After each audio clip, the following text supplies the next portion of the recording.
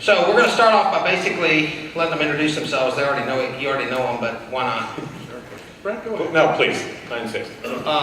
I'm Chuck Bonanno. I'm a 20 group moderator. I have 11 groups. I've been doing this since 2000, and I know many of you in the audience are in one of Brent's or my groups. So my experience is 24 years of buy here, pay here, mostly from the collection underwriting standpoint. Started off in a mom and pop shop, grew it to 140 million. So whether you're little in this room or whether you're big, I've been there and done that and feel your pain. What he said. Actually kind of very similar. 20 group moderator, trainer, consultant, obviously with NCM.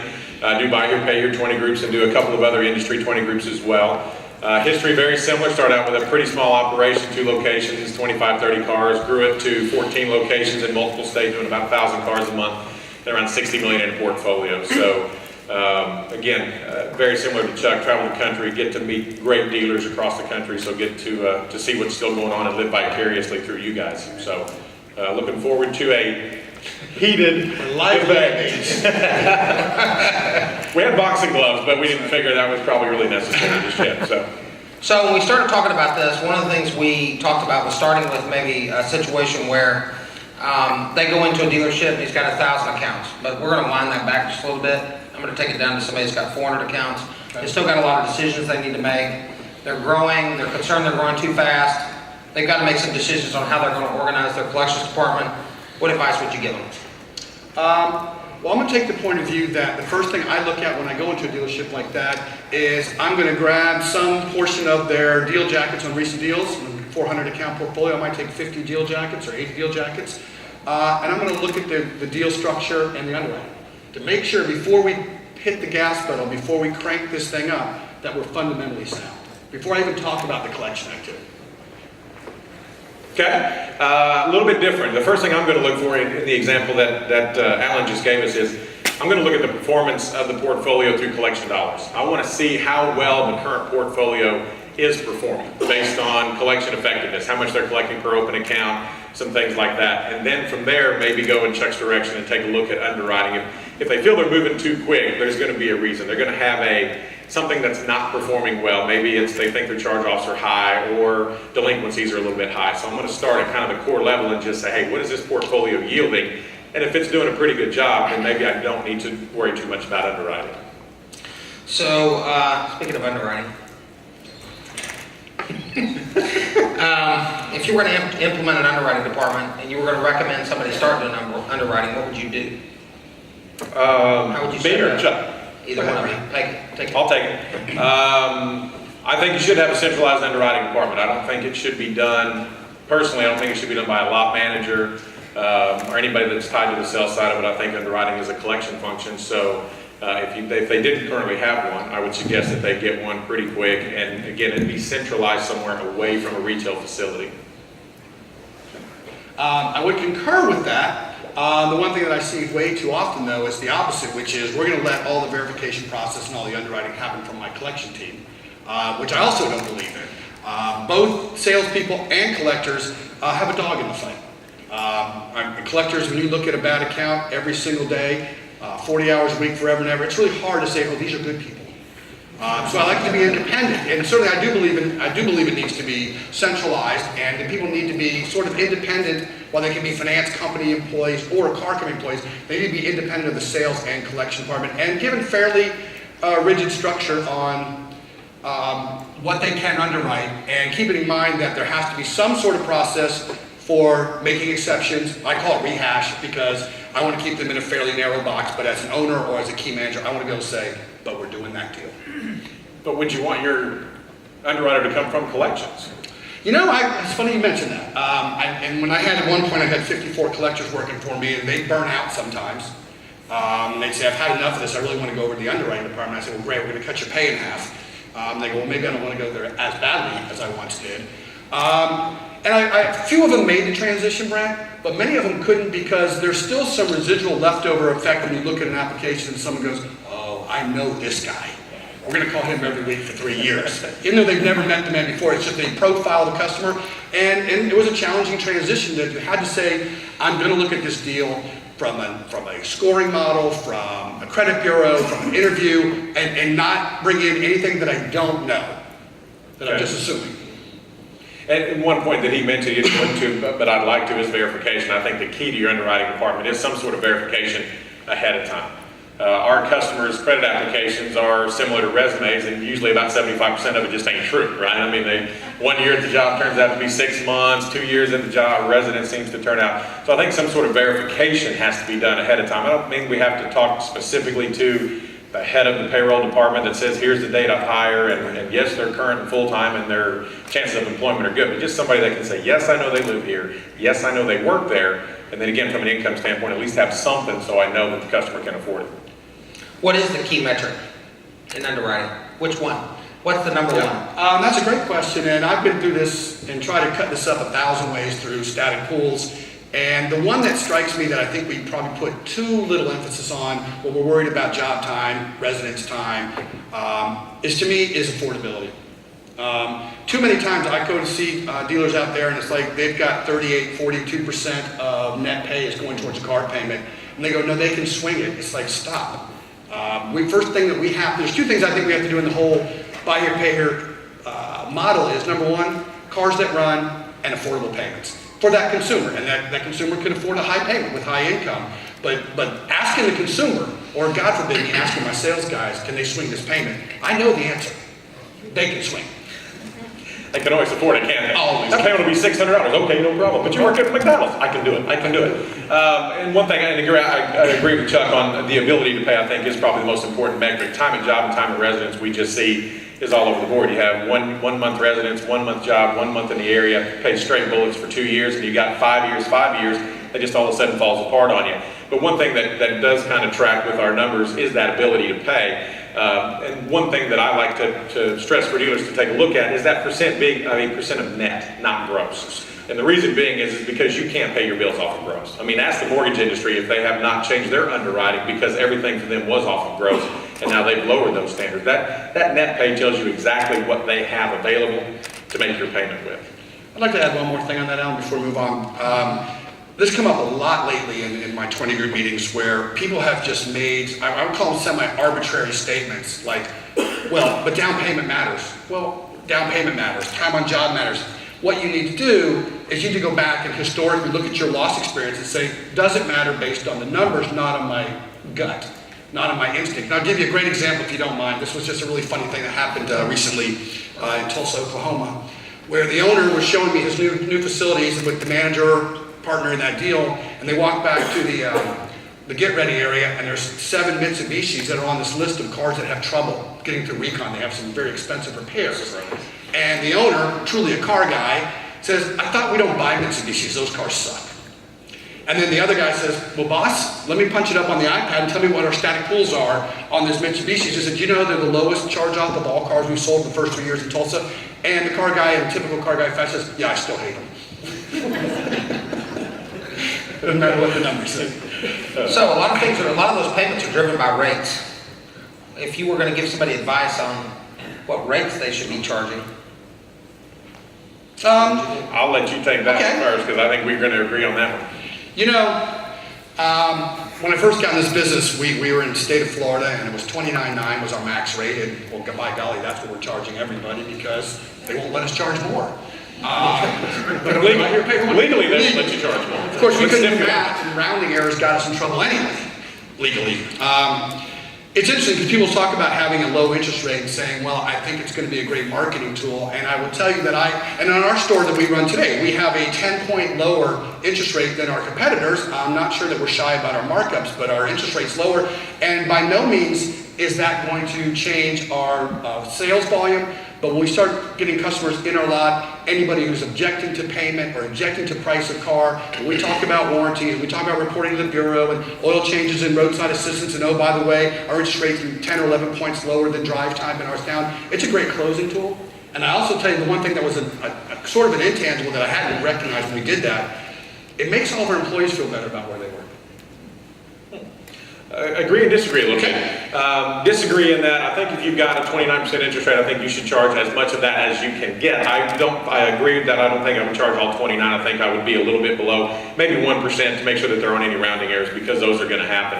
I do agree that in today's competitive environment, maybe interest rate is something we take a look at to attract or keep some of those better customers, because they can. We know for a fact 480s are getting bought. I mean, Wells Fargo's buying them, Santander, they're getting bought out there, and the allure to that is a lower rate, longer term, and a smaller payment. And I'm not saying chase that model. Don't go out there and try to be one of these guys because they have a whole bunch of money behind them. But it is something I think you need to be aware of. I still think our typical customer is how much down and how much are my payments going to be. I mean, if it wasn't, we wouldn't be selling cars. I've got dealers in Illinois, 39% interest rate, guys. 39%. I mean, you look at that payback on that thing, and for most of you, if you've had a mortgage, you remember the first mortgage you ever signed, you looked at the amount financed, and you went right over here to the total of the payments, and you threw up, didn't you? You went, my God, I'm going to pay back 5 times what I borrowed. This is crazy. I don't think our customer really too much cares about the interest rate as a whole, but I do think that's something you got to be willing to take a look at to maybe attract repeat business, maybe being one of the keys there. Hey, look, you've paid 3 cars great with me. I'll tell you what, on this next one, we'll cut your interest rate because maybe I don't have the really, really nice car to sell them, but at least I can keep them in. So I agree and disagree with Chuck a little bit. Okay. I'm going to weigh in on that just a little bit. So, because I see this all the time, my thing is that compliance problems start by people maxing things out. You know, don't max anything out. Stay well below it. Like he said, at least 1%. I think that's a good idea. But on the other front, discouragement. You know, people want to pay for things mostly. Yeah, you have these people out there that don't want to pay for things, but for the most part, I think people generally want to pay for things. At least when I was doing what you did, I remember that. They wanted to pay. They didn't always have the ability to pay, like what he's saying, but they typically wanted to. And if you're just knocking their heads off, charging them 30% or whatever, they get pretty discouraged. At some point, they get really down on what they're doing. So I'm kind of a big believer these days. If your goal is to repo cars, then charge 30%. If your goal is to keep those customers in them and try and get them to pay and get them to feel good about what they're doing, keep the rates down.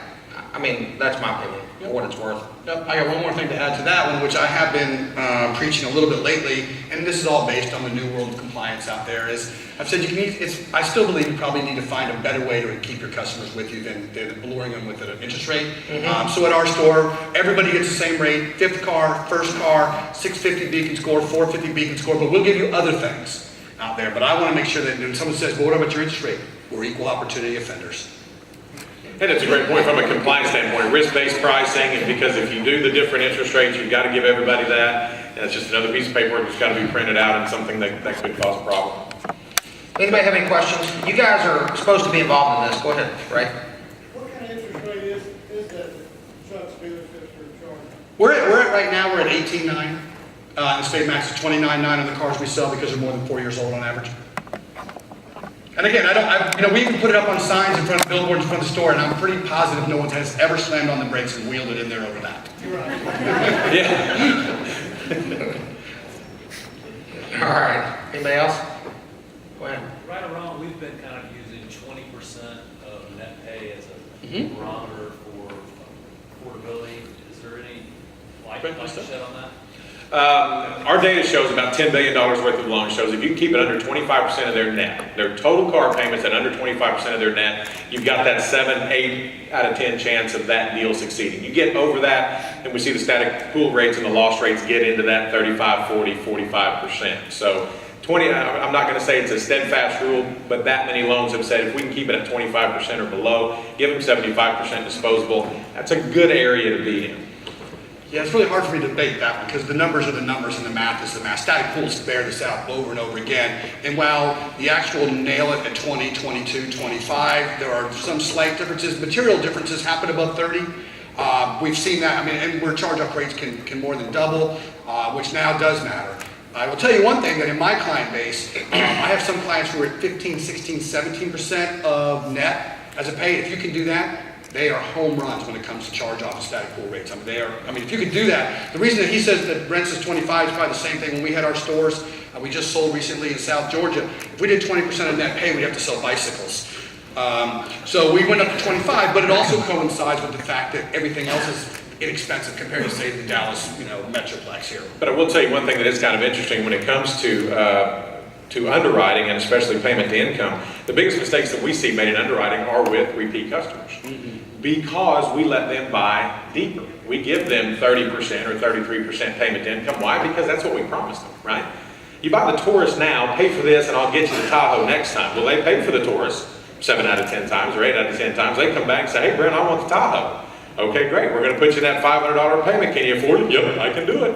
And they fail. And we see higher losses with repeat business, about 40% losses with repeat business. And that's one of the main reasons why. It's not less down. It's not a longer term. It's the fact that they keep their payments higher and end up being a higher payment to income ratio with them. I'm sure some of you, I'm very guilty of that in the past. Trying to do good by my customer. What do you want? I'll give you whatever you want. And I would. And I probably still would to this day. If I was out there working for a living like you, I would probably treat those repeat customers just knowing that if I get them again, I got a chance to get people they know, and I would probably make that mistake again today, still.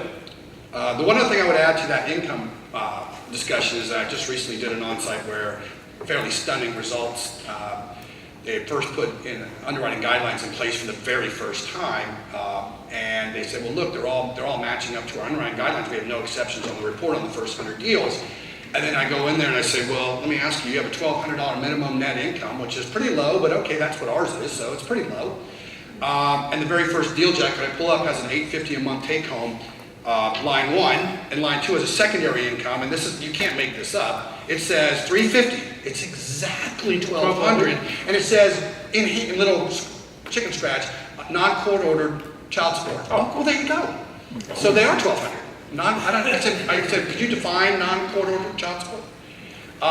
We do that though. That's an extreme case, but sometimes we create incomes to make it match the minimum out there, and I think you need to be really wary of that stuff, because household incomes, for those of us in the collection world, we can tell you exactly what happens when we took 2 incomes of a husband and wife together to buy the truck, and then next month on my very first phone call, and she says, why are you calling me? That's his truck. Well, he's going to lose the truck if you all don't pay for it. He goes, so? And It's like, wow. I go right down the street, take $400 and buy it from somebody else. You have a question? Alan sat in a 20 group meeting yesterday where dealers are debating how active the salespeople should be on collections, to the point that zero activity all the way. They should be there going out with the collectors just to get a feel of what's going on. I'm curious what their opinions are.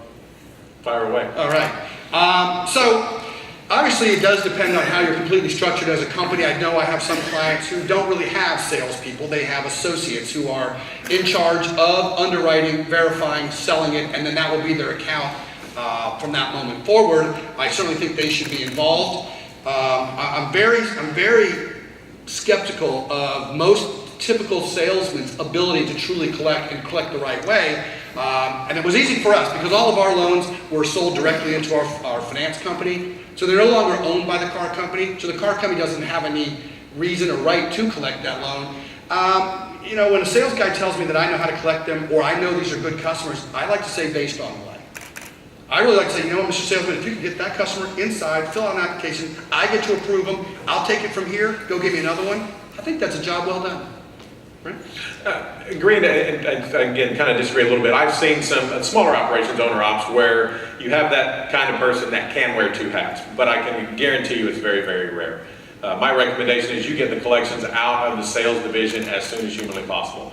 Just because it's hard to put on the I'm your friend, getting you the low down payment, the car you want, to next week calling you because your payment is past due. It's just too hard, and there aren't very many people that can wear that hat effectively. So the quicker you can get it as its own function away from them, and most sales guys that I've talked to when I've been out of dealerships don't really want to do that part of it anyway. They would rather sell the cars and be the good guy and not have to worry about being the bad guy when it comes time to not be able to give a code or whatever it is. Titsy, yeah, go ahead. Ask a question. Well, with the related finance company, that does come into a compliance issue with sales getting involved into the collections part of it, because it's Can. right. Is that right? Yes, it can. Is that correct? Okay. You just got to be aware of that, yes. Ownership of the loan. Exactly. Retail installment contract. Go ahead. If you do go down the centralized underwriting path, do you guys have any experience of what kind of metrics you would, for staff? Did y'all all hear that? He's asking about centralized underwriting. Yeah, centralized underwriting, or do your groups have any ratios, hey, these number of sales of this size book of business translates to needing a full-time underwriter or 2 underwriters? Well, it's usually by the number of applications that you're getting. So you're going to have to take a look at what your traffic counts are and take a look at, I mean, a good underwriter should be able to effectively work through an application. If it's a complete application, let me throw that caveat out there. But if you've got a pay stub or a driver's license and some of that stuff there, an underwriter should be able to underwrite a deal in about a half an hour. So if you take a look at that, you know, you could do 16 a day, possibly 22 working days. They could hold 300. In theory, they could do 300. Obviously, there's going to be days more and less. Good underwriters can underwrite 3 deals at a time. Yes. So, again, a true metric, no. But about every half hour, you should be able to turn a deal. So that would be kind of a number to take a look at if you're looking at that. If you're looking at 10 or 12 applications a month, obviously, no, you don't need one. You get to that 100, 4 or 5 a day, then it's probably time to find somebody to start moving into that full-time position. Yeah, and I think I can't really debate that other than one thing that I think I see a lot of, and I know some of this was the Jim DeVoe method, the JD Byrider method out there, was to have professional underwriters, 1, 2, 3, 4 per store. And my personal experience was at our peak, we were doing 1,200 retail sales a month, looking at 3,000 applications, and I only had 2 underwriters. I had 12 verifiers. Because really you know, as Brent says, I mean, how many deals can him and I look at if they're complete in front of me, filled out on a worksheet, stamp, stamp, stamp. I mean, it's really easy, the verification process. And so I just want to shy away from heavy hitters when it comes to salary, because we can look at lots and lots of deals as long as you have a process in there. And the verification process, which we haven't mentioned on this, is, to me, it's vital that we verify before they leave. So, who verifies the verifiers? Verifies the verifier. Well, you know, it's funny you mention that, because that was a discussion that we had this week in Oklahoma City, and certainly it matters if you're selling 20 cars a month or 300 or 400 cars a month. In a 20-car-a-month operation, shame on the dealer for not doing audits. You know, the great thing about it, you're selling 20 cars in 26 selling days. Like Bobby, if we come in there on a Monday morning, I should be able to see the weekend deals in 30 minutes on my desk. It's not an all-day event. And just, you know, how deep am I getting? I'm not going to go in there and call the references to verify. I'm just going to look for the telltale signs of corner cutting. And you can get feedback from your collection department, obviously, if you talk with them, because they'll tell you, hey, these job numbers weren't any good. You're going to hear this. You guys hear this, those of you that are collectors in here. The references are never any good, are they? No matter what. Every time I call them, they didn't know them, it's the wrong number. And I agree with Chuck. There's got to be some sort of an auditing function there that every now and then pulls out a deal and just goes back and makes the phone calls, but not somebody that's going to spend 8 hours a day doing it. I had, again, back when I worked for a living, we had full underwriting department, 6 full-time underwriters and a senior underwriter selling 1,000 cars a month. When those deals came back in, one of the other underwriters audited the deals of the other. So when the deal came back in, if I underwrote the deal, then Alan would be the one that audited that deal to make sure that I got the steps and do some phone calls on it, so they weren't auditing their own. And then we relied heavily on the feedback from our collectors out in the field to say, hey, is this information still good? I mean, a week into this, if they miss a payment, is that phone number good? And if it's not, we get that feedback from them. Down payment, oh, sorry, go ahead. Should the underwriter be involved in the first payment defaults? Say that again? Should the underwriter department be involved in the first payment defaults? Shouldn't be. You want to start I'll with start with that one. that one? It's, you know, Because because they- Start by repeating the question. yeah, the question is, Should the underwriting department be involved in collections as far as the first payment is concerned? or held accountable for first payment Or defaults. first payment defaults? I think it comes down to the premise that it's the underwriting that caused the first payment default, which I am not a believer. I'm not a believer that people went out there and said, wow, we missed that one so bad, that guy just never wanted to pay us. He just wanted to take the car and leave. What I do believe, Pablo, is that we didn't close that deal very well on the sales side, and we darn sure didn't open the deal very well on the finance side. So that's where, I mean, first payment defaults, customers don't normally, everyone has one out of every 100 or 200. Normally, customers don't come in, drive a car, come down, fill out an application, tell me who all their friends and family are, let me put a GPS device on the car, then say, oh, by the way, I'm never going to pay you again. That's not really how they live their lives, okay? What happens is they didn't understand, and for your world, how many times have a customer, what percent of your customers have been through buy here, pay here, or lease here, pay here before? And I'll tell you, I can tell you in the South, it's a stunning effect. If you go to my lot today, someone will walk on the lot, look at a car and go, how much is that payment going to be with a late fee? That one too, that closing clump, right? Well, I was closing the deal in the contract, just so I know how much is my payment late fee gonna be. Don't think you're gonna put a little red X on that one, go, we're gonna be calling this guy, just so you know. I mean, and it just comes down to their experience has been, they're not gonna pick it up right away. So, and I just wanna say, my strategy is always, don't let there be first payment defaults. Don't hope there aren't gonna be any, don't let them do it. And that comes from welcome calls and welcome letters and courtesy calls and explain to them how to pay and where to pay and all those kind of things that we just kind of, sometimes we gotta say, we're so happy to see taillights, we forget some fundamental things. And again, I agree with Chuck completely. I do take a look at first payment defaults. One of the reasons could be underwriting. We didn't match them to the right car, the right payment, something along those lines. But it's not the reason, typically, for first payment defaults. It's usually some misunderstanding. We didn't close and we didn't let them know their first payment or their deferred payment was due on this day. We didn't structure it right, which could be an underwriter at that point. They get paid bi-weekly. We set up the payment on an off week. I mean, some of these things we do create through underwriting, but it's not the only reason for first payment defaults. But if you're experiencing a lot of first payment defaults, that's somewhere I would definitely start for sure. Just take a look at what the structure of the deal. Did it make sense? They get paid every other week. Am I setting them up on the wrong dates? That could be one thing that's leading to that, definitely. Yeah, you said a while ago about building a business and taking care of your customers. You don't have to charge them less, and they just give them something they can't get someplace else maybe. When you got a family with one car, and we have a garage, a service center that takes care of our customers, and their car breaks down and they have nothing else to drive, what did you do? What do we do? Well, let's see, how many times do you debate this in a 20-year meeting? Well, none today, because I'm Not today, but I will in about 2 more days. Exactly. It doesn't matter if my groups are first year in business or 35th year in business. I think we debate the whole loaner car, rental car, what do we do with them, process out there. I can just tell you this, that it took me a long time because I'm an extremely slow learner, but you're going to fix every car.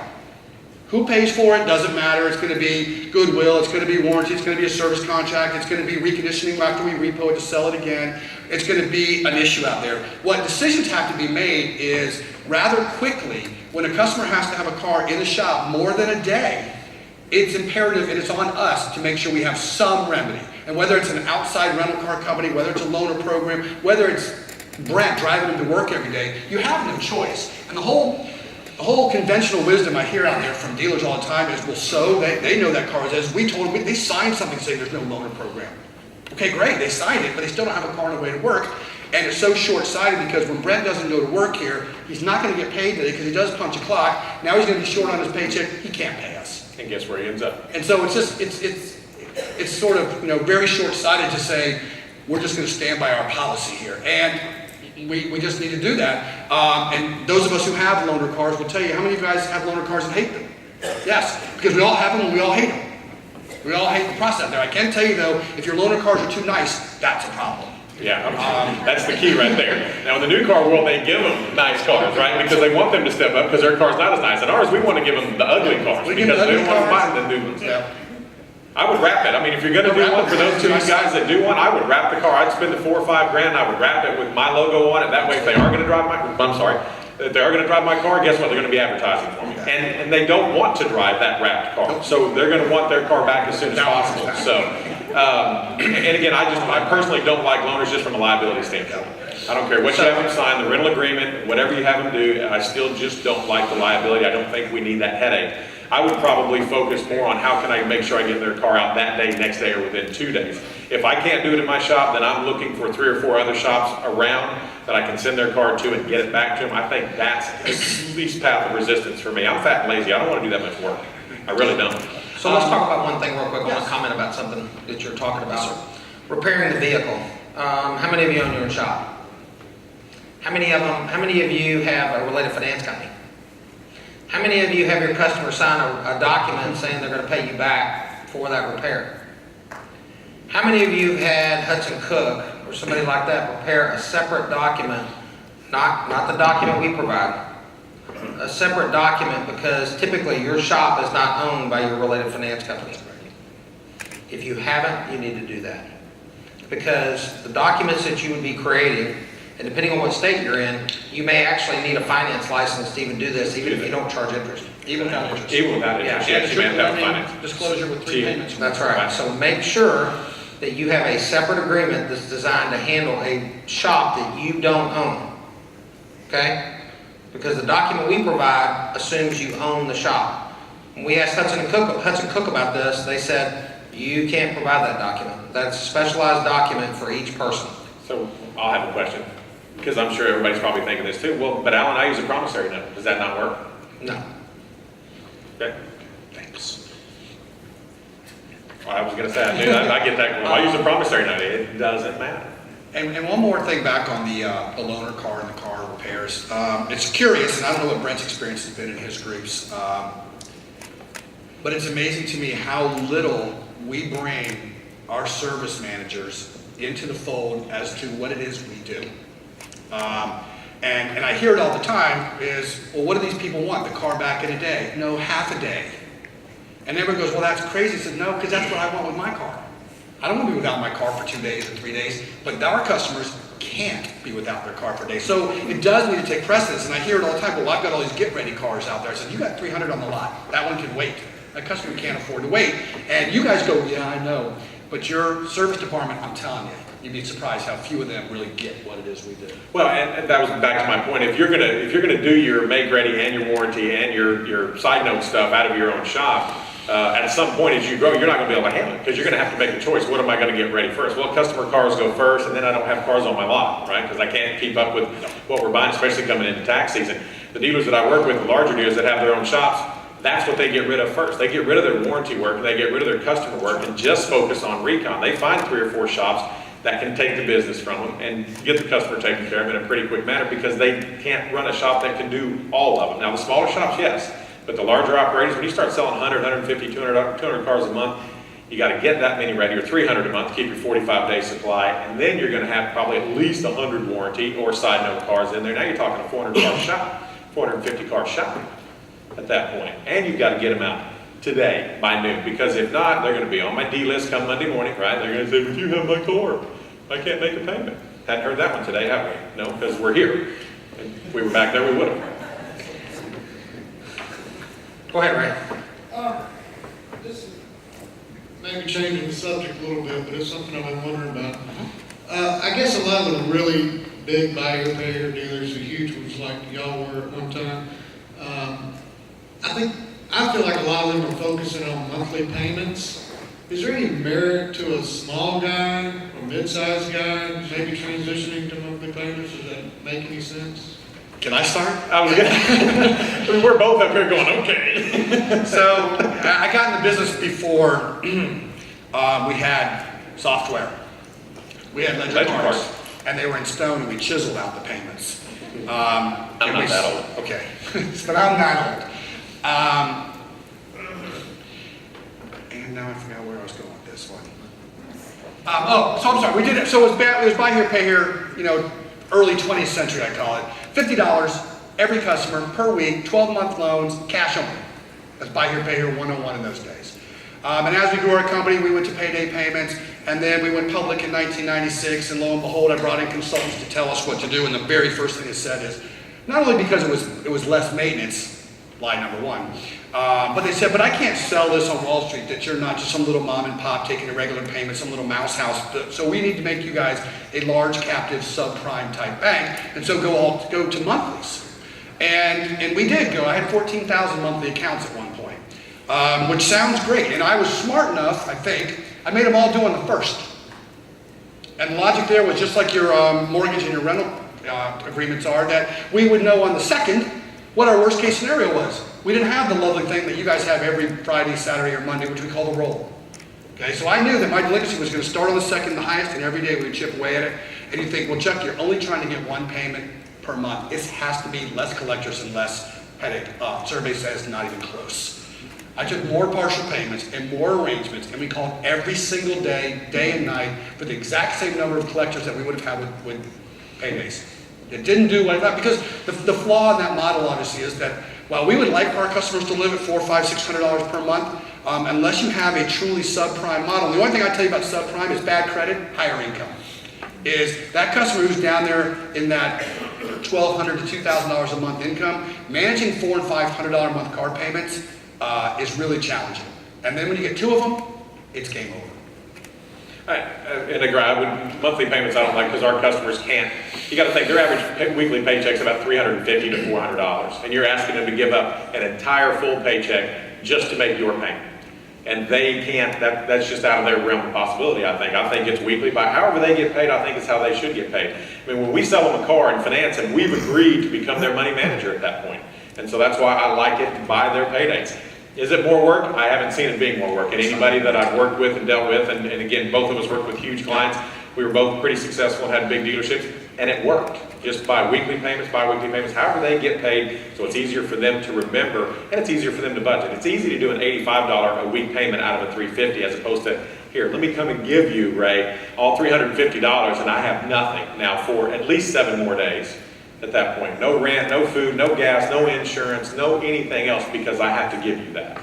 So, and then one more thing on that is, and be real sure that when you set up on payday payments, now one of the things that Brent said was, first of all, I don't hold my underwriter. My underwriters seem to get it right because they're looking at a pay stub and then they send it back. He's going to be due next Friday, and my sales guys still write it up wrong.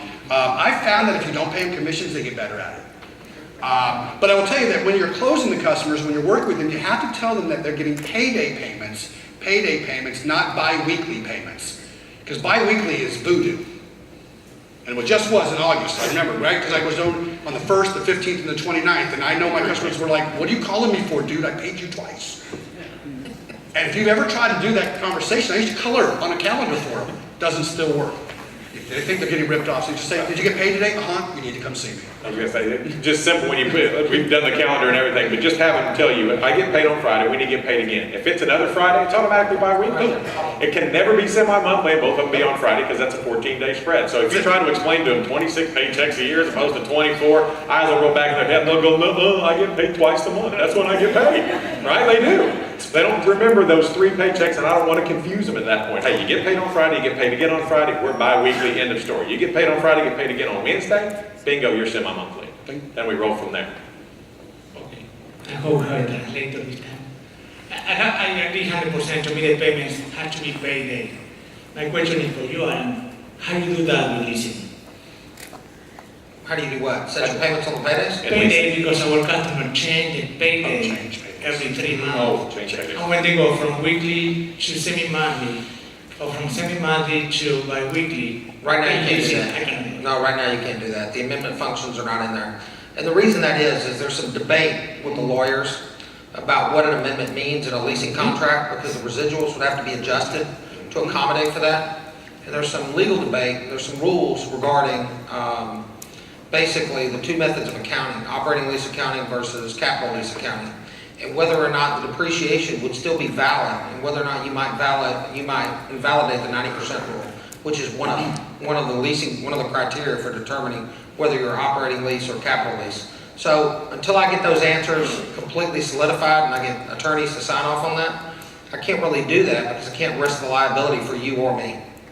So in other words, you're going to have a higher. That's a big issue right now because all the accounts, many accounts have no. We'll take that up and I'll have somebody write that down, one of my staff write that down, and we'll take that up again and see if we can reinvestigate.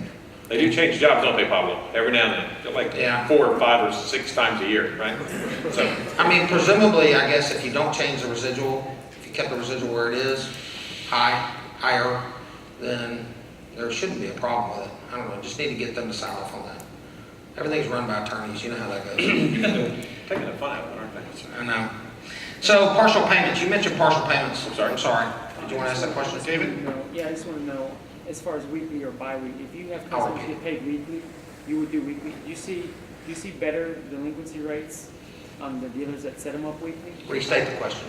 So he's wanting to know, I can ask him whether or not if they get paid weekly to keep it weekly, and I think where he's coming from with this is we do see some of the larger dealers go to strictly bi-weekly, semi-monthly, and monthly. They don't do weekly because they think it is less collection work in the long run on those. I'm a firm believer in it needs to be weekly. If you get paid every week, I want your payments set up every single week, just so you know this is, hey, every time you get paid, I want to get paid. That's my personal. Yeah, I still feel the same way, and it just, the workload doesn't change. It seems like it should. I mean, just, intuitively, it seems like it should be less work if they do bi-weekly versus weekly, but it isn't. To answer the second part about the numbers part of it, David, I could line up dealers in front of you, show you delinquencies and charge-off rates, and I can show you some, because I do have 4 or 5 that I can think of off the top of my head that don't do weekly, only do bi-weekly, semi-monthly, and monthly, and put them against similar size that do a spread of payments, and you wouldn't be able to tell them apart. So no, there's nothing within our data that shows that bi-weekly, semi-monthly, and monthly perform better than a weekly, bi-weekly, semi-monthly, or monthly format. No. One of the things I would ask you, David, and this is one that this is a pet peeve of mine as a former president of a finance company. We capture the data from our clients in our composite, which is, how many deferments, how many extensions, and how many due date changes do you do on a monthly basis. And, you really don't have to ever do a due date change. You could actually show the customer how to get paid a week ahead, but that would take a lot of work. So that's what my collectors love, to say, can we get a due date change? And part of that, you're talking about a lease, but some of this is a retail installment contract, and if you're going to now change the interest, you now change the contract, you probably literally have to rewrite that entire contract. And of course, that can require different licensing as well. If you do the pre-compute interest, where it's not going to change the finance charges, you can certainly do it out there. But be careful, because collectors, I love them, but they love crutches. And they'd rather work you than the customer, because you're a lot easier. Okay. And when you go to do a due date change, you can do it where it doesn't affect the maturity date of the contract. They just have to pay the account until they want to do it again. And that way it doesn't change anything. Maturity date stays the same. It doesn't change any kind of amortization calculation or anything like that. They just have to pay up. The customer, I understand you're going from bi-weekly to semi-monthly. Here's all I need you to do. Pay a little bit extra, pay it up to the 15th the next month, and then your new payment's going to be $165 from there on out. And if they can't, then we work with them until they can. And that way you don't have to worry about violating any laws at that point, because you have not changed the maturity date of your contract. It stays the same. I see it kind of sold like your cable bill, something you got to pay ahead for, right? And that's the way I hear it explained to customers. You're going to pay for what you're going to use, not what you have used, which is really not a retail installment contract, because you're paying for what you have used. But they use it as that way because the customer understands that. You pay for your cell phone what you're going to use, not what you have used. So here's all I'm asking you to do. So. But have you noticed it harder to say, if you sell your paper, some of your paper, weekly paper? So David's question is weekly or just really irregular payments harder to sell when you're selling off portions or all of your portfolio? I have not seen it. We've had some pretty substantial buys just this year alone, and that's really not what they're looking at. Now, there was at one point, and of course now it's more competitive than it's ever been, but I can tell you 2, 3, 4, 5 years ago, yeah, there were some out there that would not buy weekly. It only had to be bi-weekly or semi-monthly, and some of them wouldn't buy anything that wasn't monthly at that point. But with the vendors or the providers that are out there now, I don't know of anybody that restricts that part of it, no. And as far as I know, it hasn't affected any kind of a buy rate either, as far as what they're paying for. How do you feel about a customer you've had for a long time, but he'll pay? I love it. I absolutely love it. I'll give him whatever he wants. I don't care what it is. You can have it. Finish, don't pay very good though. I love them. Now, anyway, you've had it for a long time, but you have to collect the money from it. I love it. Okay. And I can't, this one I'm not debating on. And my collectors cry the blues. There's probably some people in this room cry the blues. I've heard this statement a million times. Oh my God, I can't believe we're selling this guy another car. And I'm just going to tell you, when they get to the end of retail installment contract number 1, they're approved for retail installment contract number 2. And collectors, you'd be wise to consider that that is your job security. You get to call them for the last 3 years, you get the next 3. Anybody that pays voluntarily is a good paying customer. That's it. If I don't have to take you to court and sue you for the money, you are a good paying customer. And when you talk about retail installment contract 3, see retail installment contract 2, which is see retail installment contract 1. If you pay me voluntarily, you're mine. Ray's got a question. I just wanted to say something on the deferrals and the due date changes. If the account's current with an AutoStar, the only way for you to do the deferral is to do it as a change the next due date.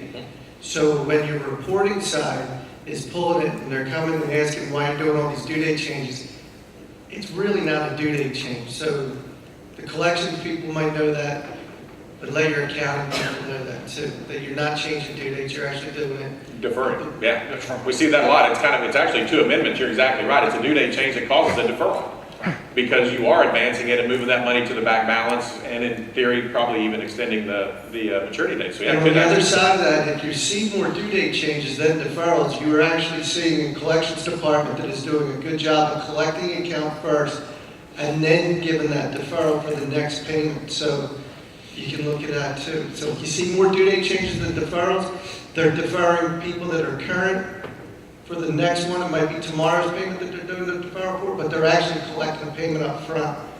So you're not manipulating your... I was going to say, let me give you the negative to that. I was just at a dealer client not too long ago where they were using that change due date function. I mean, somebody would pay and they would have a payment 2 days later, so they were changing their due date to the next due. So they were using it the exact opposite of what you're talking about. They were collecting a little bit of money, but they were actually using it to defer payments. So when I was in there working with them, I always run, and I'm sure Chuck does as well, run an amended contract report and a due date change report every time I'm working with an AutoStar dealer, because I always hear, well, we're not amending contracts. We don't do that. I mean, that's what the owner said. We're not doing that. And then I show him a page of 67 in the last 3 months and go, yeah, you are. And he said, well, I'm looking for amended. Well, you got to look for due date change as well, because they can use due date change as a deferral function and keep them off of there. And again, it's something you can kind of look at recency and some other things, but I can see the exact opposite of what you're talking about with that, if you're not careful. Partial payments. So some people believe in partial payments, some people don't. Yes. You go first. Yes. And I believe in them and I don't.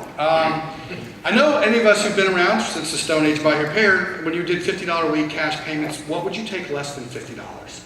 I mean, you can go sell something at the pawn shop across the street from us. I want you to go do that. So it started with, why would you do that?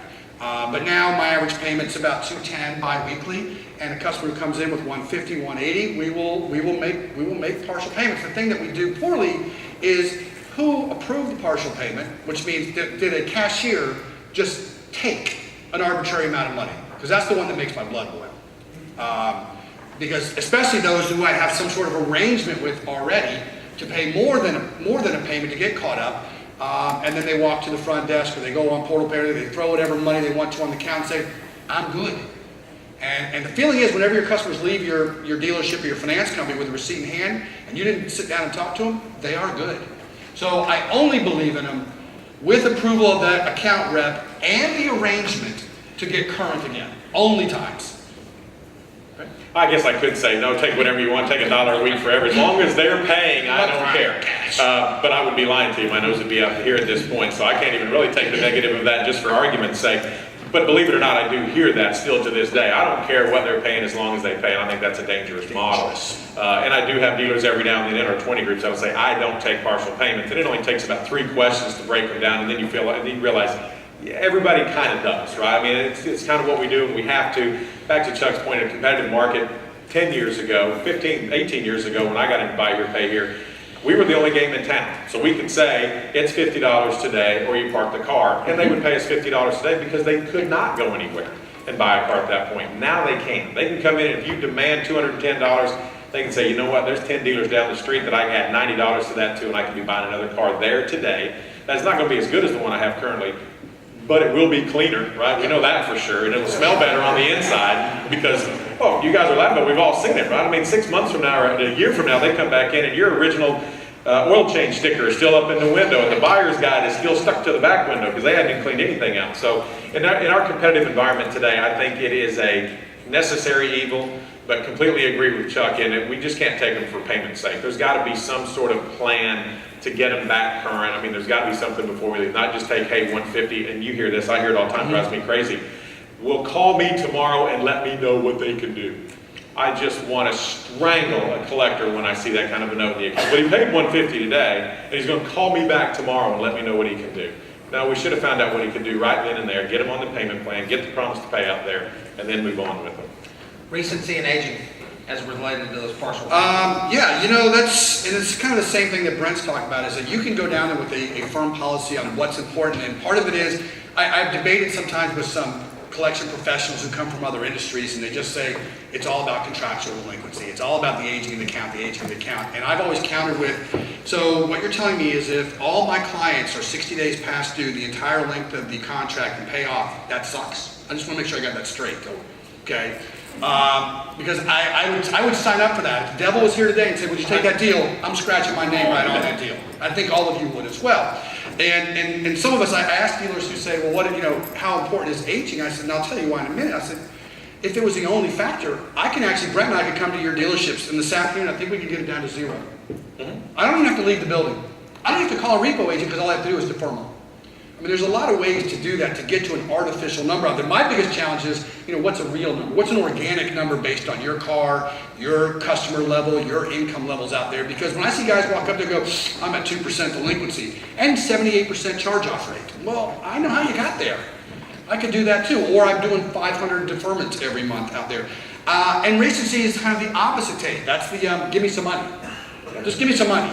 The true measure, the true definition of recency, which again, software doesn't typically do this, which from anybody, is how many days has it been since they last made at least a contractual payment. That's the true measure, not just throw $1 on an account, therefore it's recent today. So now it becomes down to your policy on what you'll actually take for a partial payment. I actually look at the two of them together, because I recognize pretty quickly, he knows this one as well as I do, is when delinquency is really good, and recency is really bad, we're deferring the heck out of accounts. And conversely, when delinquency is really bad, but recency is really good, we're taking partials. So you have to look at them both. And of course, for me, the biggest one of all is cash in the door and charge off. Those are the two real financial events. Those are the two things that affect my bottom line. Yeah, like I said, we can get you 0% delinquent, we can make you 100% recent. Pablo, how many open accounts do you have right now? 2,600. 3,600, so for I'm sorry? 2,600. So for $26, I can make you 100% recent. Today, one penny on every account makes them recent. So recency in and of itself is pretty much worthless. We wish, and I agree with Chuck completely, and maybe one of these days, somebody's going to get it into their programming that our recency is going to be off contractual. When do they last make a full contractual payment? Whether it be a weekly, bi-weekly, or whatever it is, because that's the number that means the most. You take a look at aging, you take a look at recency, that'll give you the picture. The next thing you have to go to is look at how much money is coming in the door. I talked about that earlier. One of the first things that I take a look at is how well is that portfolio performing, by how many dollars are you collecting? I mean, I can take a look at those three and tell you exactly what's going on. Hey, my portfolio looks good, it's pretty, everybody's current, great. My recency is 95%, great. But let me know how much you're collecting per open account. Okay, that's what I want to take a look at. If your average monthly payment is $400 and the average you're collecting from your customers is $250, that means it's nothing but partial payments and deferrals are running your business. So it can't be just one. There's not one number that either one of us can point to in all of our years of experience and say, I can look at this one number, and if I see this number, I know you're doing a good job. There's not one out. I don't know. No, I don't either. I mean, there's just not one number I can look at your business and say, hey, you're doing a great job. It's not bottom line. It's not collection dollars. It's not charge-off rates. It's not delinquency. It's not gross. It's a bunch of them. So get the hint, Alan. Get us on the chart. Okay, I heard you. You all kind of mentioned, this goes back a while, but the payment to income thing, and in Georgia, with some of the lower income folks, but had extremely low costs as well, like housing and stuff like that. Do you have any statistics as to what, if you do creep up on that 30% payment to income, but the guy's house payment's $100 a month or something? You know what? I'll start with that one, and I don't know, because we were lucky enough to have several thousand accounts in South Georgia because the company went bankrupt and we got to take it over. So I got some really good experience in Albany, Georgia. Where the mayor makes $1,200 a month. So you really find out what it is to have low income. What ends up happening, unfortunately, is we can't go in there and say, you know what, everybody makes a low income, so therefore, we'll take 30, 33, 35% of their wages for a car to have a Blake Ingram type, Cadillac. So part of it had to be, you know what, we need to match the cars to our community. And whether we like them or not, or whether they're easy to buy, that's back on us. People come to me all the time and say, Chuck, I'd like to sell these kind of cars. I said, not in your area. It doesn't work. Your people are poor. They can't afford those, those $15,000, $995 kind of deals out there. But what you still have to do, regardless, is when you listen to Brent, listen to me, you hear the guys going to speak on other panels out there, you have to create your own experience. Because when I'm talking, when he's talking, we're talking about our experience. And you have to create your own experience and find out, where's that threshold? Where is it slightly higher charge off, and then where is some sort of cliff? The thing that we don't know, the thing that's really bad about trying to, Brent, did you ever budget customers? Yeah, 25% of their net. That was but I didn't look at anything else. I hear you, because I've done debt to income, and I've done true budgets, and I've done payment to income, and we just cut it all out to payment to income because it was just as accurate. But the thing that none of you know is what they do with their money. I can only assure you one thing: they spend it all. Yes. Well, and not to really make too light of it, if you actually did a budget sheet with our customers and actually had them write down everything that they spend money on, That's why I stopped. they can't afford the car. They can't. They can't. And not only would you cost yourself sales, because some of them would actually realize I can't afford this and say, no, I don't want to buy it. 90% of them would go, no, I can do it, right? I mean, we know we do deal structure analysis and some other things. We take a look at what the average net income is for our client base, for our dealer client base, and it's $1,600. The average going out is $1,800, people. Every single month of their lives, they are $200 upside down from their bills. And yet they keep a roof over their head, they keep food on the table, and 70 to 80% of the time they keep our car in the driveway, right? I mean, who's better money managers than our customers? So I don't like budget sheets, I really don't. And you kind of brought up rent as a factor of that. That's kind of included in our payment to income. We know, again, 10 billion or whatever it is, dollars worth of loans, tell us that if we leave them 75% disposable or more, they've still got a 7 or 8 out of 10 chance of succeeding. But guess what? Even if we leave them 75%, what does that tell you? Still 2 out of 3 are going to fail no matter what you do. So. Starter interrupt on GPS devices, do you feel like that's a good thing to use, or? I'm going second. It's all right.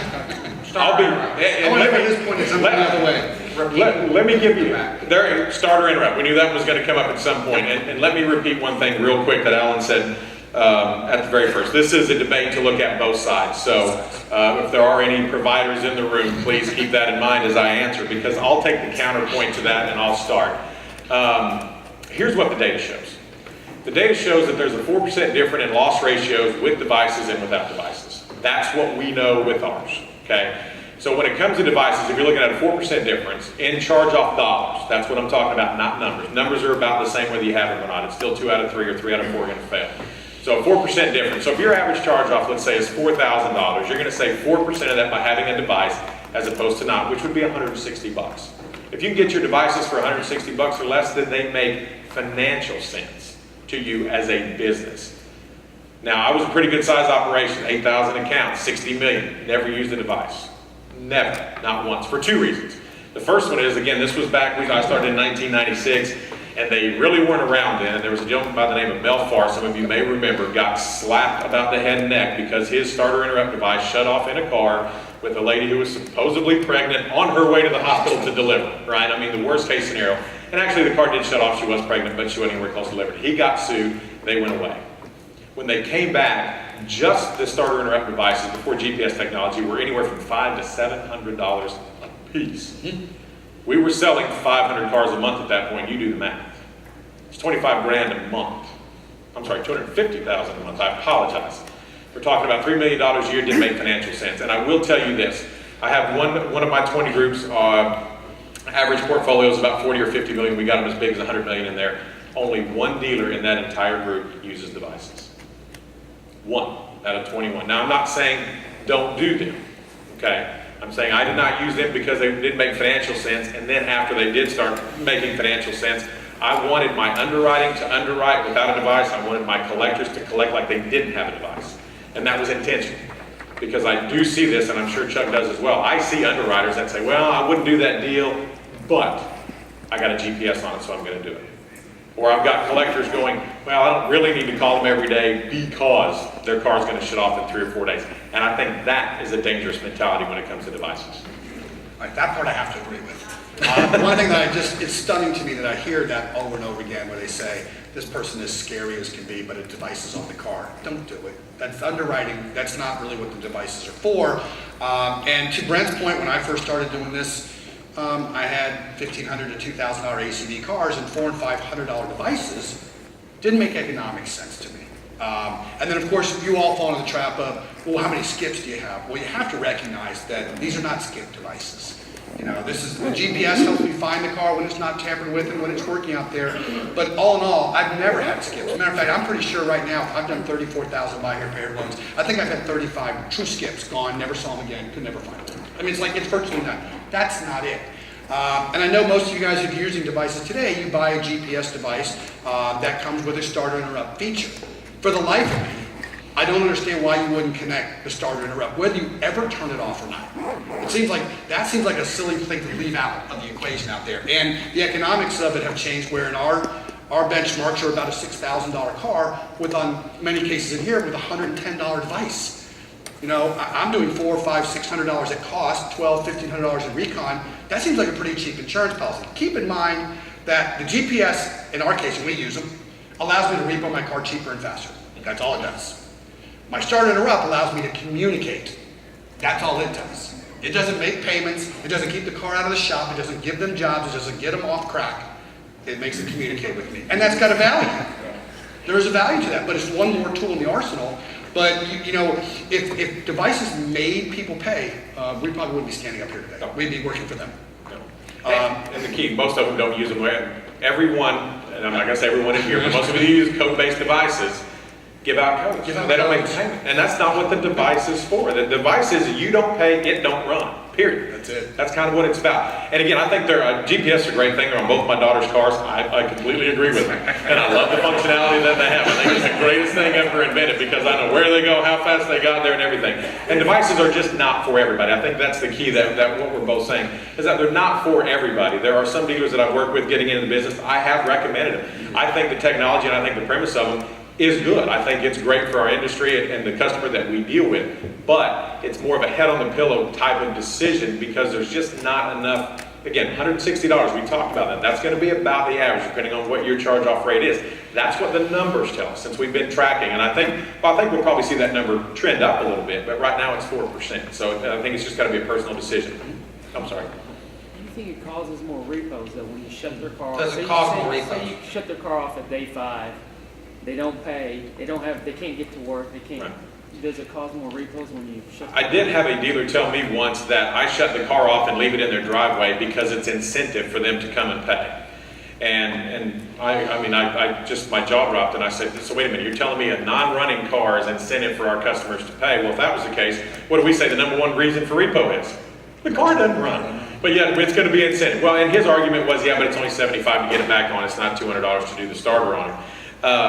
There's no data. We don't have any hard data. The repo rates, again, David, I could give you the same example I gave you earlier. I could line up 20 dealers on a composite and show you repo rates, and I'd tell you, pick out which one of those are on devices and which ones aren't. You can't tell. You just really can't tell when you just take a look at the numbers. You can't tell one from the other. Now, there are some that use them the way they're supposed to be used and say that their repo rates are less, but if you take a holistic view of all dealers added together, 3 out of every 10 still seem to fail whether they have devices or not. Yeah, one of the things, that, I somewhat concur with that, it is first of all how you use the device. Are you going to be consistent in your use of the device? Those dealers who use them, and I think do a very good job with the devices, will usually, I call this the last call flip on the switch. You know, it's the lights flicking on and off to get your attention out there. The flaw is those, and this is the way, On Time, when they first did this 1,000 years ago, and that was the Mel Farr company that he used, their thought was, we're going to weed out the bad customers early. If that was the case, we wouldn't be up here. This would be all over. Those who've been in my classes know that I train that our customers are very much like your children, and they behave and misbehave over time. If I just pulled the plug on every one of my customers who misbehave, which is just miss a payment, I'd turn them all off. Pretty much. So the point of it is that, I said, if that held true, then all those dealers in this room who use this code-driven device to weed out the bad customers at some point should be left with nothing but good customers. We would think. And that never happened. It's just like how many of you have security cameras in your dealerships? Okay, what do security cameras do? They keep the honest people honest, right? I mean, thieves are still going to steal because you see it all the time. You see people, have you ever not looked at a camera and you saw a sales guy with his feet up on the desk, right? And you go, what the heck? He knows I got a camera there, but he's still doing it. Why? Because that's who he is. That's who he is. I think it's the same thing with payment devices. All they do is keep the ones that were going to pay, paying. The ones that can't pay or have life events that come up where they can't pay, the device doesn't matter to them one way or another. Yep. Yes. For those that do use payment devices that use starter or not, do you see any difference between the devices that have the codes versus the ones that don't? Do you see any success patterns, the coded ones versus the non-coded ones? I'll let you take that one first. Okay, well, I'll start with that one because we've done a couple of studies for some of the vendors out there, and no, as a matter of fact, part of the equation goes way beyond just the charge-off rate or success rate and how much cash you collected. One of the things that we can tell you is the code-driven device users have a much earlier incident of charge-off, which has a cost as well. I mean, if Brent's accounts are charging off in month 1, and mine are charging off in month 10, I assume that I got 6 to 9 more months in payments before it went bad. Now, his argument's gonna be the car came back better. Well, I've seen cars in 30 days. I don't know that I buy into that one.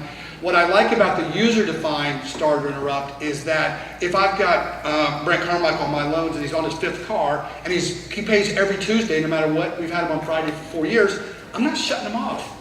And the device won't get to make that decision. I hate financial decisions as a write-off of $5,000, $6,000, $7,000 being made by a keypad.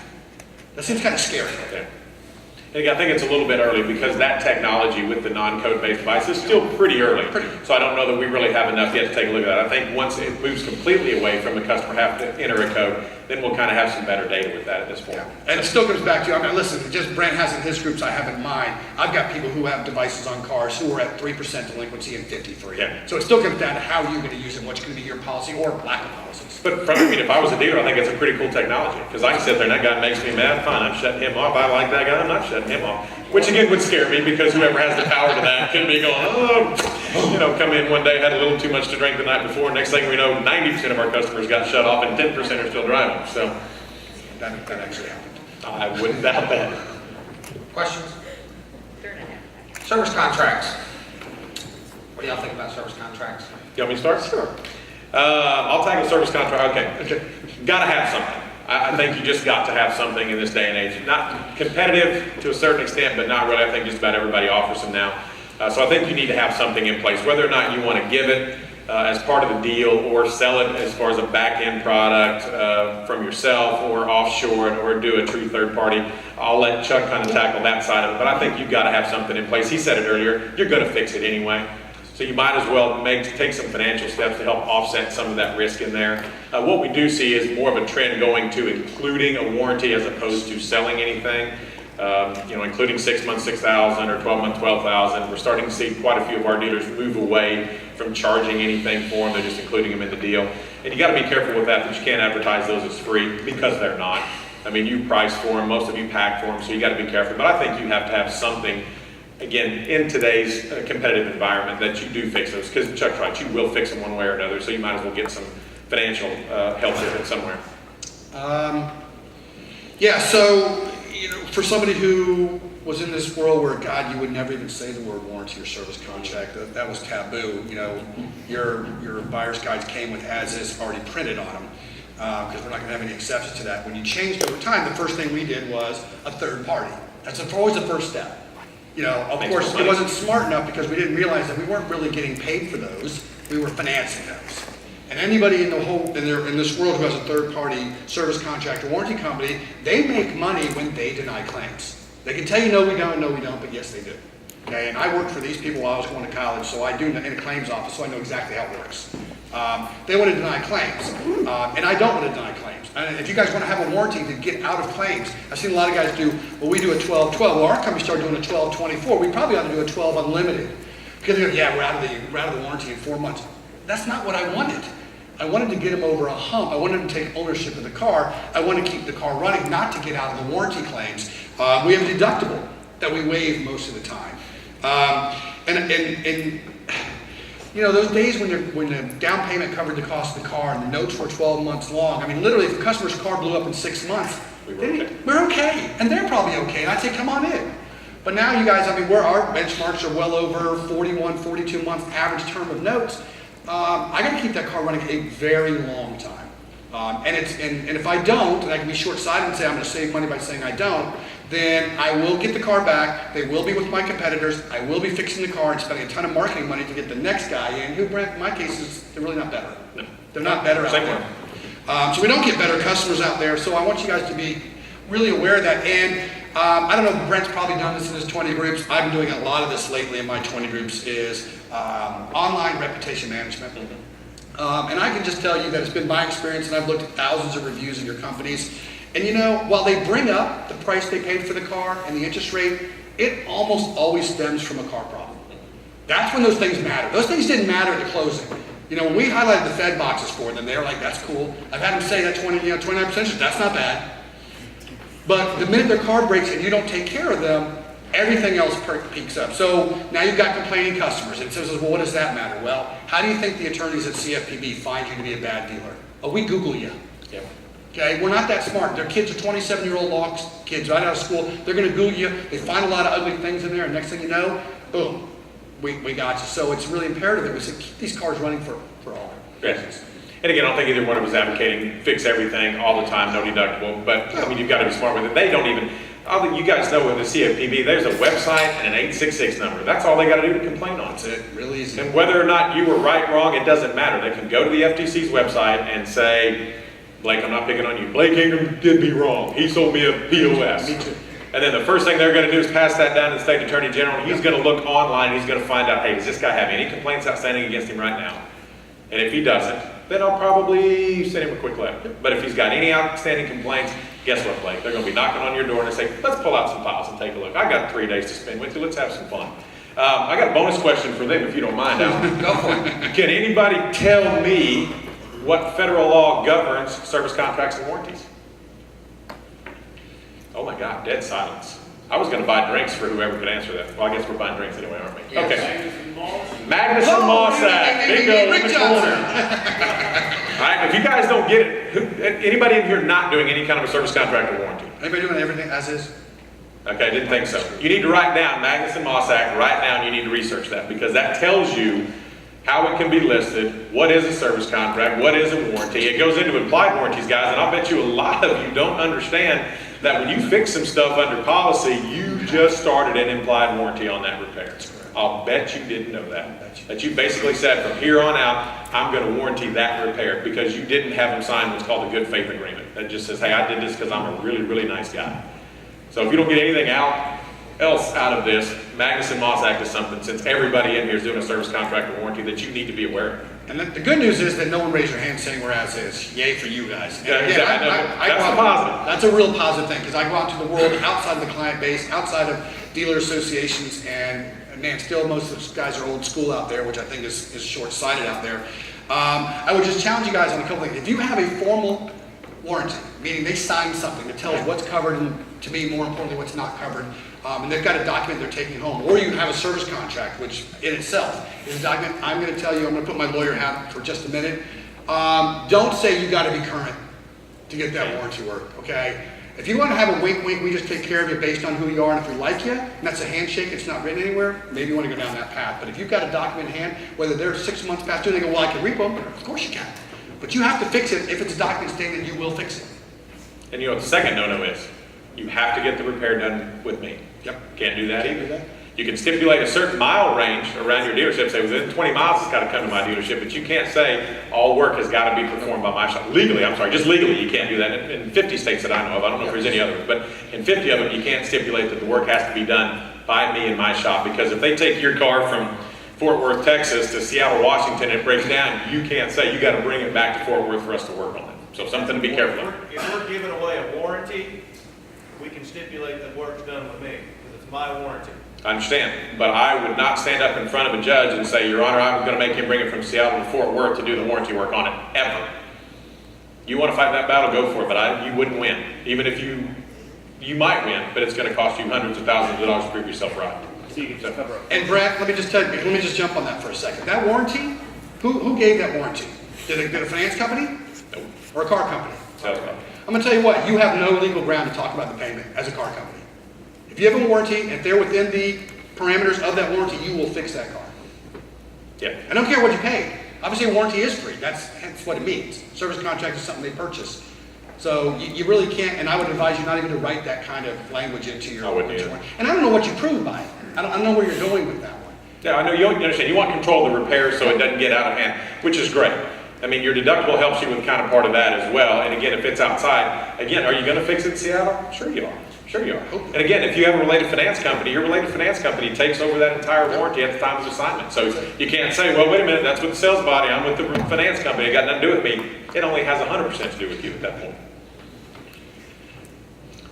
Okay, so, go ahead. One last one. What about insurance?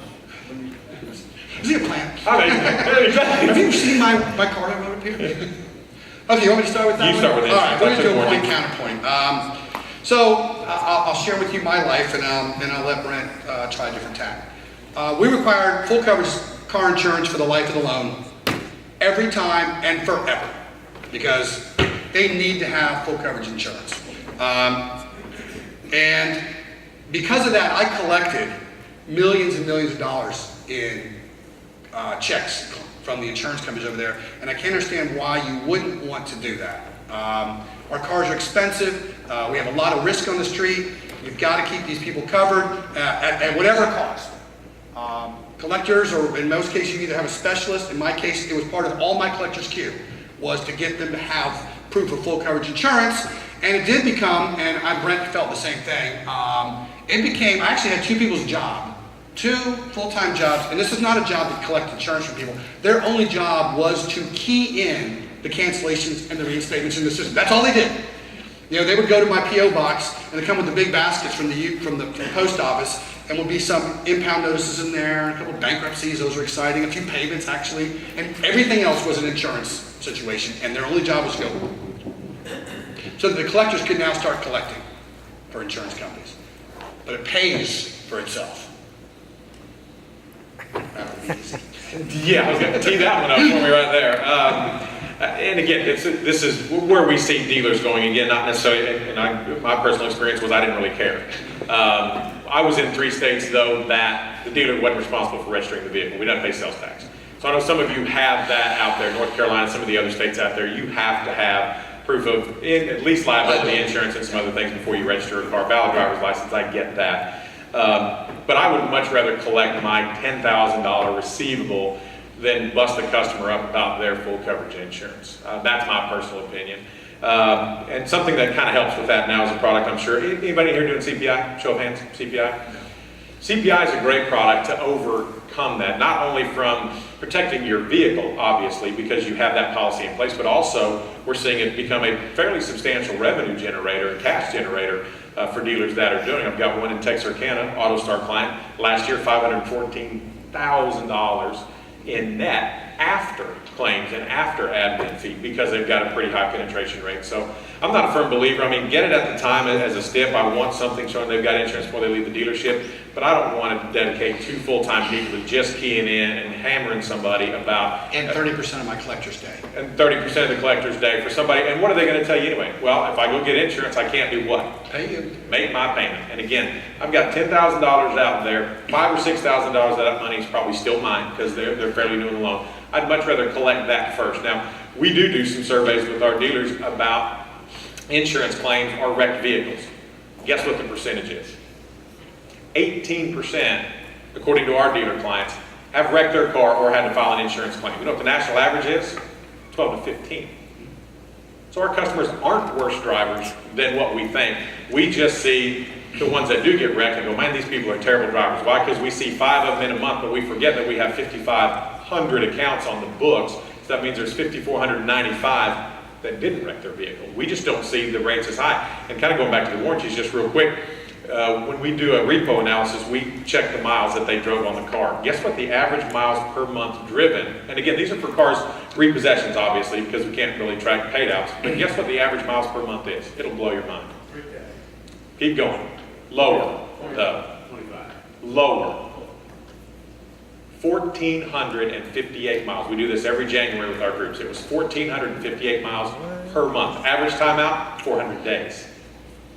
They knock off 30 days for processing when we repossess it until it's actually charge-off day. So you knock off 30 days of that. We're basically 1 year out, 1,400 miles a month. Guys, our customers aren't driving the doors off the cars on average. But we've seen some who did, and that's what skews our mentality. It does. We see the 60,000 mile and 6 month guy, and then we use that, and we see the insurance guy who just totaled my car 3 days after they bought it and his insurance wasn't in place, and we take that mentality and we go, 100% have got to have insurance, and by gosh, if you don't pay, I'm going to shut your car off and I'm going to pick it up, one of the two. If you're not doing CPI, it's something to take a look at. Again, it's really state to state. I don't have an attorney hat. I don't want to even go anywhere close to that. Tom's told me if I ever put on my attorney hat again, he's going to throw me in jail. So next to me. You just get good, sound advice on what you can and cannot do in your state. Some states can't do it as a reinsurer. Some has to be a true third party. But it is a product that you should be taking a look at if insurance or if coverage of your vehicle is something that's important to you. Just from that aspect alone, something you should take a look at. Collateral protection insurance. Basically, it's a forced place product that says if you don't maintain full coverage insurance, I'm going to put this in place. It is not an insurance policy for the customer. It's you as a dealer on your vehicle, and that's it. But it is a force-based product, so it can't be sold at time of delivery. It's got to be something that they don't get. Yeah. Oh, sorry. Have you guys done any studies showing, the dilemma is always, all right, if I don't get everybody to get insurance and I don't keep on track, on top of it, I'm gonna have losses. That's gonna, Okay. I'm trying to evaluate the administrative work versus what the losses All would right. be. I have. Have you done any studies? Yeah. I have, and it's great. Listen, this is a very simple experiment that none of you guys need to go back and do a lot of research on. But I asked my dealers in several groups over several years, different times, said, I want you to go back and tell me over the last 12 months, I want you to add up all the insurance claim checks you got. Just add them up. Okay, and then we compared that to their number of accounts out there. I said, now do this. Go home and add $10 a week to everybody's payment. And don't require full coverage insurance. Because full coverage insurance, Pablo, yours is off the chart because you live in Philly. But for most of us, it's well over $100, $120 a month. I'm just 10 per week. Just 10 per week. Add up the $10 per week on the 65 to 75% of the people who pay you, and see if that doesn't cover the checks that you got. And I will tell you, it'll be 3 to 4 to 5-fold. And the brain damage goes away. That's the reality. That's the economics of it. You know, and so much of this is the challenge that Brent's kind of talking about is that regardless of how much our customers drive, or regardless of how many times our customers wreck, they pay the highest premiums based on their credit score, depending on wherever you live, just based on the fact that they have bad credit, because the insurance companies say we've got actuary tables that prove that out. So now you've got a product that they see no value in, because what are they protecting? That's right, the good credit, the things they own, the assets out there, nothing that we've required them to have that may be the most expensive thing on their budget each month other than renting the car. And if you guys just put your buy here, pay your customer hat on. I got $1,600, I got $1,800 in bills, 200 of that's car insurance, it goes. I mean, it's the first thing it's gonna go. And the CPI premiums are typically around $90. Yeah, I mean, it depends on what your mind sets up, but it's usually cheaper. Far less, The negatives to the CPI are, I don't know if we got time to get into this, is how you're going to collect it back would be one of those, similar to a side note, you kind of really can't collect it first, got to collect your payment first kind of thing. And then the customer has to pay two different people, so to speak. I got to pay for my liability over here, but I got to pay you. Those are the only negatives that we see to it really at this point. And again, we go back to their claims rates. They need to be 12 to 15 because that's what the industry average is, and most of them are saying they're having to cover some stuff that they wouldn't just to have claims. Our customers typically don't really, again, 18%, when we did an annualized survey on it, 18% of the customer base had filed some sort of a claim, or they had a damaged car at one point or another. So the numbers really don't pan out that our customer drives any worse than anybody else. But Chuck is right, based on their credit score, they do typically pay 2 times what you and I do for their insurance. So, okay. One second before you get into that. All right, something I want to say about what he's talking about. On the CPI front, one of the things we talk about all the time is whether or not you can actually collect that payment first. And we're going to get a little bit into that, and then I got something else I want to say about that afterwards. So do you want to? No, I think you should take that one, actually. Seriously, we had this discussion. Yeah. Realistically, it's not legal. on it. It's not legal to do that. The retail installment contract does not provide for you to collect CPI payments in advance of any other payments. Or side notes. Or side notes. It's very clear. It says, most of them say interest, principal, and anything else I owe. Okay? In that order. So, anything else I owe. But it's interest, principal first. I'm not really sure. I've always asked this question, why somebody would want to do that and cause a delinquency on their loan, which they're borrowing money against. I never have understood that. But here's a question I've asked before, and it's interesting, something to think about, okay? Are you advancing that premium on behalf of that customer? I've not had one dealer say yes in the times I've asked it. So in other words, what you're saying is it's fictitious insurance. It's insurance to protect you, but you're not interested in investing in the premium, which means if they damage the vehicle, even though you've included in something they owe, maybe through a forced place situation, or maybe through an agreement, you're not advancing it, so it's fictitious money. So I've always asked that question, and some of the lawyers kind of go, yeah, that's a problem. Because you got to pay premiums. You have to pay these premiums. The customer accrues the premium, you wait to get paid for it. And if you don't, it's kind of like deferred down payments, rolling deferred down payments into the down payment on the retail installment contract. If it looks like a duck, walks like a duck, it's a duck. And it's really not. So a lot of times people will put these agreements together and you think they're one thing and they're really another. Judges don't like that. Lawyers don't like that. So if you position it as one thing and it's really another, that's a violation. That could be a violation of your retail installment contract, which can get you in a lot of trouble. So I'm just telling you, you need to be very careful about the way you pay these premiums, the way you collect those premiums, and the way you disclose certain things on your retail installment contract. If you're in a state that supports deferred down payments, pickup payments, and you aren't disclosing those separately on your agreement correctly, that's a serious problem. That gets you into statutory claims and then gets you in major, major trouble. And you know what's interesting is the consumer wasn't even harmed. The consumer wasn't even harmed, but the lawyers win. That's the funny part. How many lawyers in there? None right now, right? After that? The lawyers win? There's no lawyers in here. Okay, what's next? Whoever asks questions. Somebody have a question? If you don't, I got plenty of stuff to talk about. Okay, let's talk about debt cancellation coverage, rolling those into your retail installment contract. Is that really a worthwhile thing? I'll let you start with that. I don't have a lot of dealers doing debt cancellation, so. Do you have experience with that? I do have experience with that from a client standpoint. I don't have the compliance nailed down. That one, I'm not going to tell you. I've had, again, legal opinions. They are just that until someone goes to prison and go, okay, now I got it. That didn't really work the way it's supposed to. I know a lot of dealers have created their own debt cancellation companies, used their own porks or created new porks out there. I can just tell you though that by creating a product that in turn does the job of a full coverage insurance product or a CPI product, they have merit, they have value, and can be priced attractively enough for a consumer to want to do them. It is nice that they will make those payments to you so you don't have to worry about getting notices on the insurance out there. If you do own the company, I know most of the dealers is with a debt cancellation policy, keeping in mind, it's not an insurance, it's not comp and collision, it's not to fix cars that have fender benders. It's when the car has been totaled. The good news in 2013 and beyond is pretty much any good wreck creates a total car. So that part's out there. You as the person who's going to own this company and basically serve as claims adjuster, although you have somebody administer it, I would highly recommend that you go above and beyond what's minimally required for taking care of claims. It's certainly in your best interest to do so as well. I just think that unless it's a major savings from an insurance product or CPI with a third-party administrator, which is really clean. Would you agree, Alan? It's just a clean, there's another person out there. And whether you guys have some sort of deals, and I've seen these deals out there, where you may share in profits of these companies or be a partial owner, it's been insured, it's been taken outside of you. You got to keep in mind, forget about what it seems common sense. Because I hear people debate in my 20 groups about, well, that makes no sense to me. You should be able to do this and do that. And today my daughter passed the Florida bar, so she's now a lawyer. So yay for me. Could you guys give her a job? And one of the things she told me early on in law school, which was it was profound. She goes, Dad, it's not common sense. It's the law.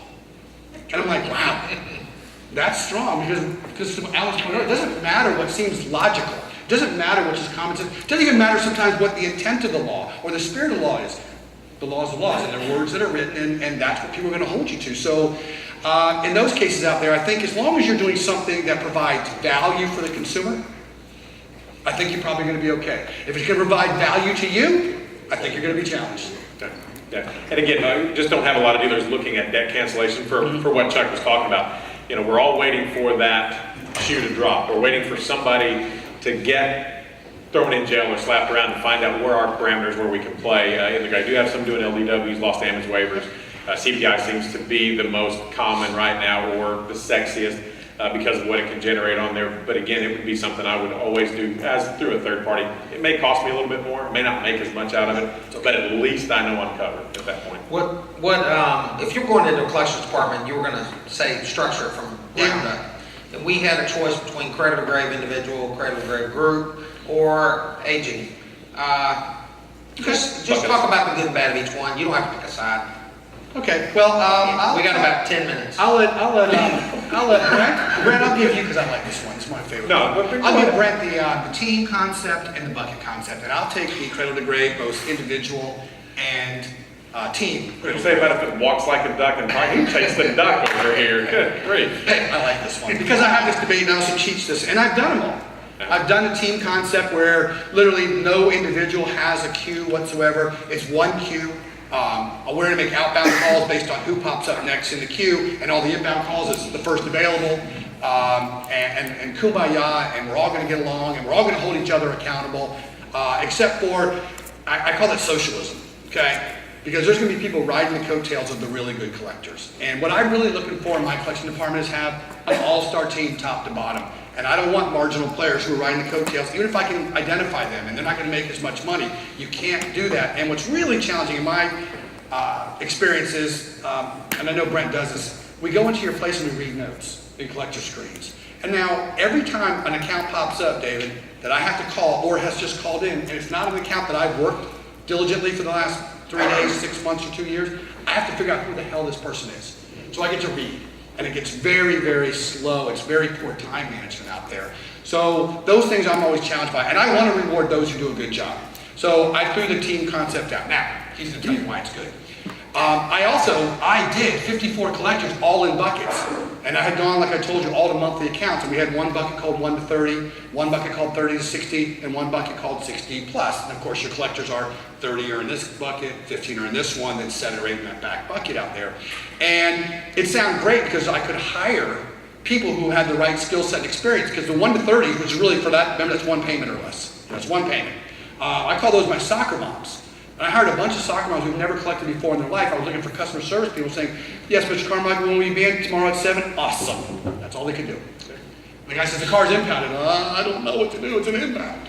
Okay. Then I'd hire the 30 to 60s for me, which is like your second and third payments past due. And those are my best collectors because they saved accounts. They turned people around before they became a charge-off. And my 60 pluses, I would hire them, and they were skip tracers, and they were dealing with, bankruptcy trustees and impound lots, and they were insurance companies, and they were resolution collectors. They were not nice. So what was great about that is when you don't do it the other way, you have to turn on the charm, turn off the charm based on who's calling. You can't treat a 1-day past due like a 90-day past due. They're just totally different conversations. So we thought this would be perfect, except for we now had to have several different pay plans. Several different numbers of accounts, because you can handle lots of accounts that are 1-day past due and very few skips at 90 days past due.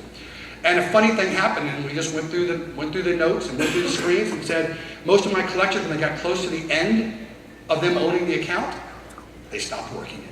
They let it roll because it's going to be on your desk tomorrow. And they said, no, we don't. I said, I proved to them over and over again. So we had several days where accounts weren't worked, and the new bucket person now had to learn everything they did for the first bucket and say, blame him or her for all the crappy work they did, and they turned around the next bucket and did the same thing. It's some human nature. Now, of course, not all of them did it that way, but a lot of them did, and they would argue that one. Really challenging. Then we went to cradle to grave. Now you have ownership of it. If you have the same random amount of counts that you have and I have, we should have similar results. Fair enough? Simple enough? If you have this, unless you gave me all the bad ones, then we should have similar results. So it's easy to tell who was doing better than somebody else. Bad news with this one became, if someone called in for Brent's queue and he was at lunch, I'm not picking up that call. I was actually at one dealership in Kentucky where they basically said, that call comes in, what are you going to do? I go, not on my pay plan, not getting answered. Wow. That's kind of a frightening thought. That's the kumbaya there, right? There's some teams. Then we said, we all have individuals, we'll make one team bonus. You know what they did? They weighed out. Did the team bonus matter enough for me to pick up the phone? It never did.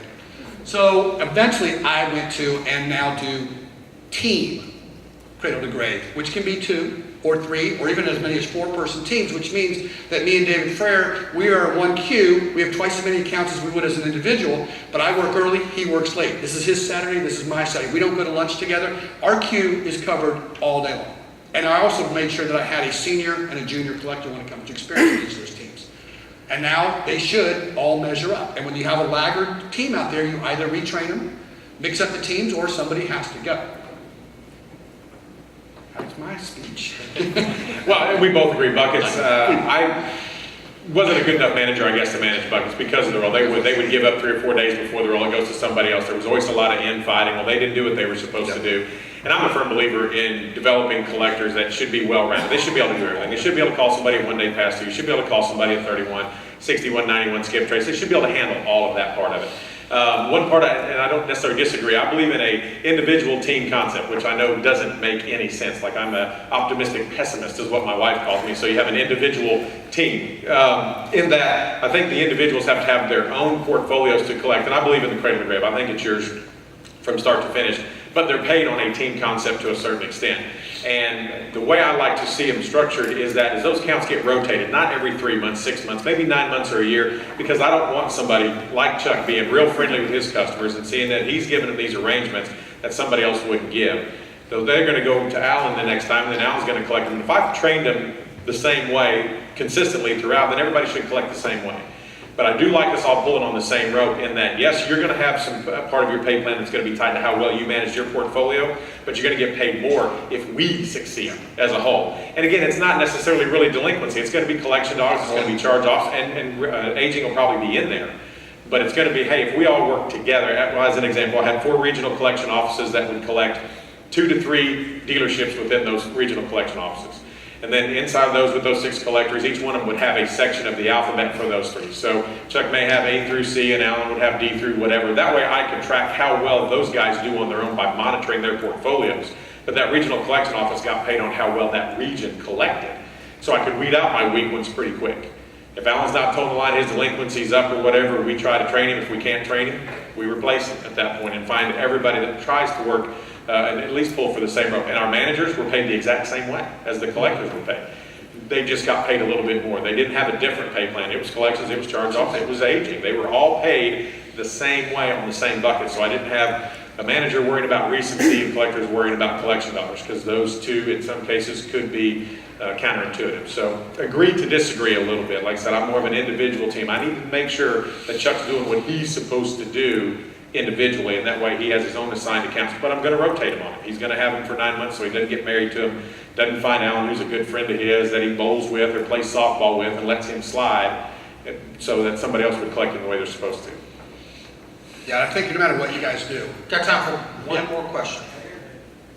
Well, I just wanted to know, if you got paid them by salary or commission, or how does that work? Well, it's going to take us about 3 hours to cover pay plans. When you guys ready, I mean, we'll be here till 3. Do it quick. Salary with the bonus. Yeah. Salary with the bonus, because I don't want to have to worry about overtime. And the things for salary, you know, they have to at least manage one person, have to be able to make direct financial decisions, or make $4.55 or whatever it is a week.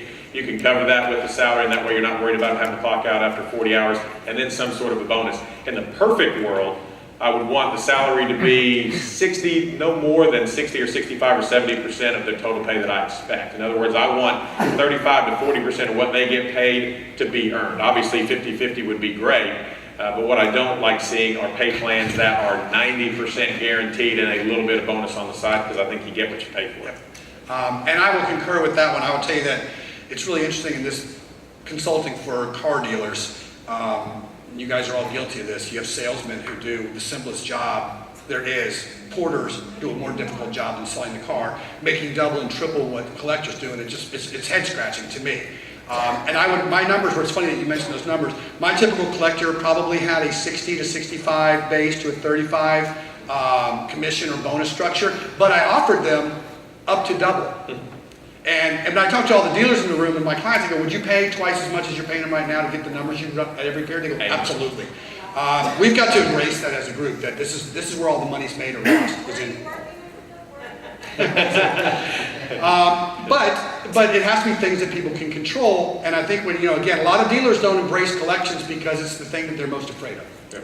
I mean, if I'm collecting 7-8% of my portfolio, good strong number, $400 per open account, delinquencies where I want it to be 10% over 30 days or whatever that number is, my recency's strong, I think they're worth their weight in gold. One of the things we talked about in the break was that I see people saying, like, well, what do you charge as a base? And I hear guys saying, well, I'm bringing them in at $9, $10, $11 an hour plus a chance to make another $1 an hour. I said, that's exactly what they pay at Burger King. Yeah. And so that's who you're going to get to manage the biggest asset you own. And the good thing about Burger King, I know you say, well, they don't want to work at Burger King. Sure they do, because what do they do as collectors? Every single day they walk in, they have somebody hollering and screaming at them and telling them they're the problem, right? It's because of you I can't do this. I would much rather, I can tell you right now, I still believe this today. I think collections in our industry is the toughest job in the world. I really do.